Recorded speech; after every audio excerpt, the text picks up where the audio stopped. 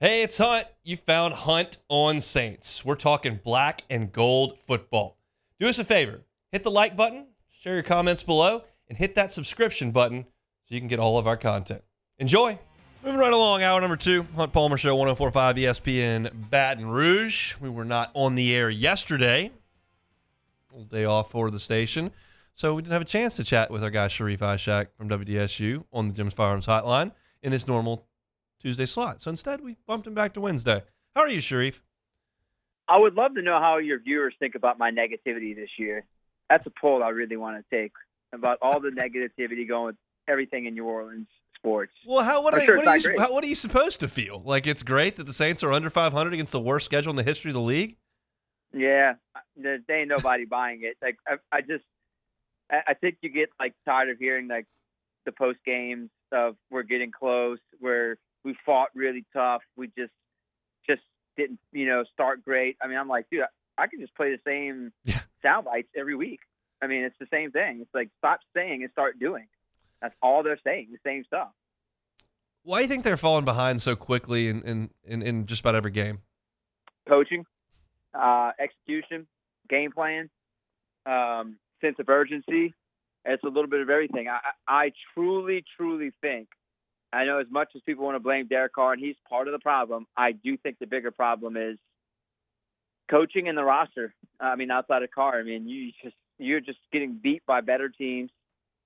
They have not led a single second against any of the teams that are 500 or better at the time that they played them. I mean, that's just not good football. You are what you are. You're a bad football team. They barely beat some of these bad teams. And I just think personally it's game plan, execution, coaching. I mean, as simple as it gets. You put any stock into the late comeback there? I mean, the late comeback against Detroit, late comeback against the Rams. I mean, anything there? Nope. I'm with you. But I just want to hear from you. Nothing. Absolutely nothing. Like, there's no such thing as a participation trophy when you lose a game. A loss is a loss. You should have had more urgency when you kick the ball off. I just don't understand the decision making. Like, Dennis Allen, throughout the entire season, doesn't want to go for it on fourth down. And all of a sudden, now you're going for it on fourth down, and it costs you a touchdown before the half. But you wouldn't kick the field goal from the 37-yard line indoors. There's in the first quarter. No way. First drive, first quarter. Like, I don't understand his decision making. Like, I'm sure he is tense. He is, he knows the job is on the line, and they're trying to win an important game. But like, he folded. I mean, just absolutely folded with the game plan and the coaching in that game. It was not great. What's his tone like in press conferences these days, especially after the loss last week? Same. I mean, same. He hasn't, like, his tone has been the same from, game 1 to game 15. It's all been the same. We got a game next week. We have to fight better. We have to start better. It's just the same monotone Dennis Allen. He doesn't get too high, doesn't get too low. He's not Sean Payton. You're not going to get the fiery if you ask a tough question. Look, next question. That's not for you. You're not getting that from Dennis. He'll answer it, but you're not getting to get the fired up Dennis Allen. I mean, that's not who he is. That's not his personality.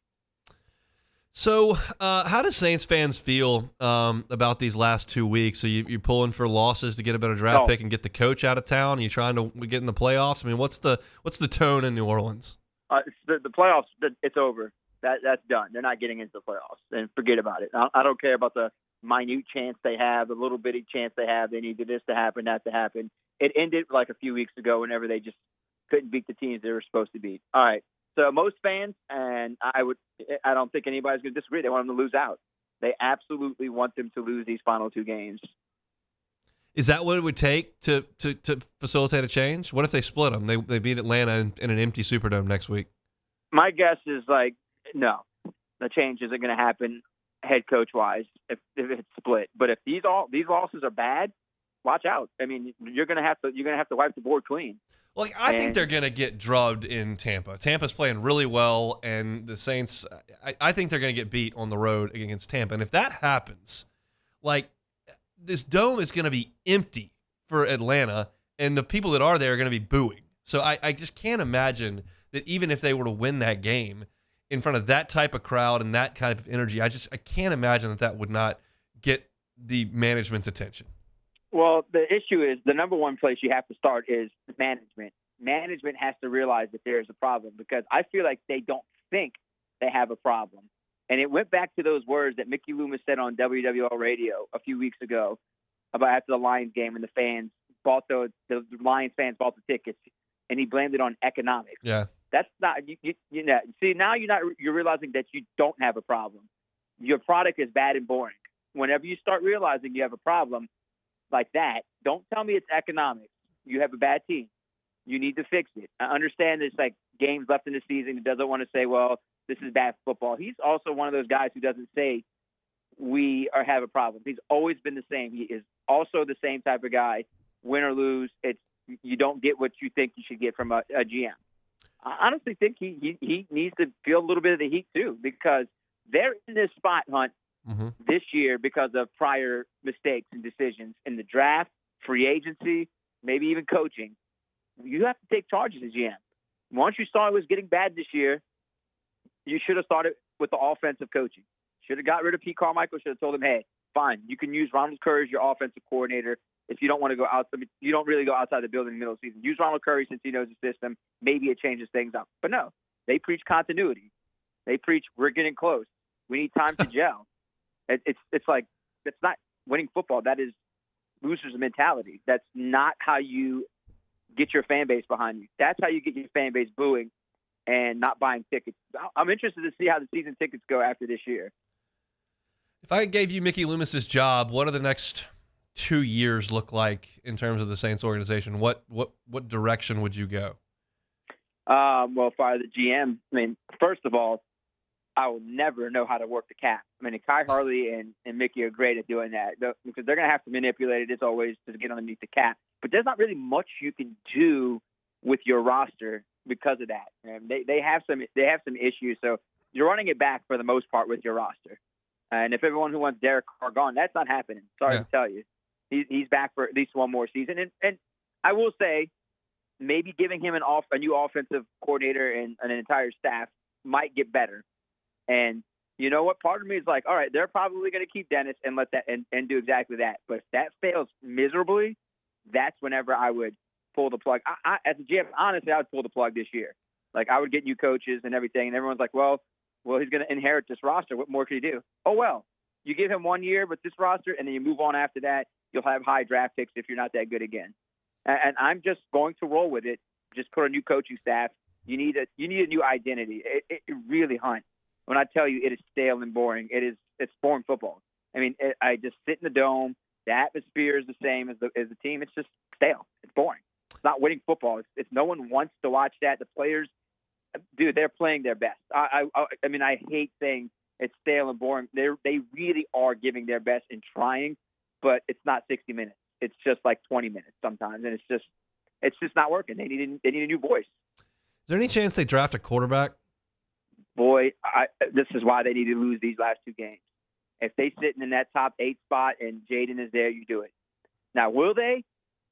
I mean, they could be in the same situation as they were in 2017 when Mahomes was one pick away and the Chiefs got him. And if Jaden's there when you call it the pick and you're at that position, you can't pass over a future quarterback, knowing that how it worked out last time. You have to set yourself up for the future, even if it doesn't help your team next year. At least he sits for 1 year behind Carr. I mean, I would do it. If you're asking me as a GM, I'm 100% absolutely doing it if Jaden Daniels is there. Now they have to lose those 2 games. Knowing them, they're going to accidentally win these 2 games and ruin their draft position. You think they're going to win on Sunday? No, I don't think they are. I mean, come on, man. Well, I mean, it's so weird because, like, I keep thinking they're going to lose, but they're going to mess around and win these final 2 games and say, oh, we have momentum going into the golf season. Great. We're moving in the right direction. We're 1 win away, and it's once again an absolute disingenuous thing to say.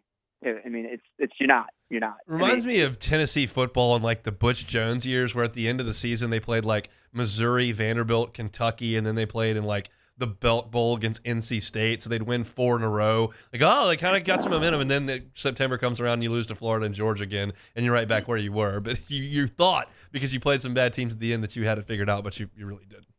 The problem is it's just never been – it's been inconsistent, consistently inconsistent all year.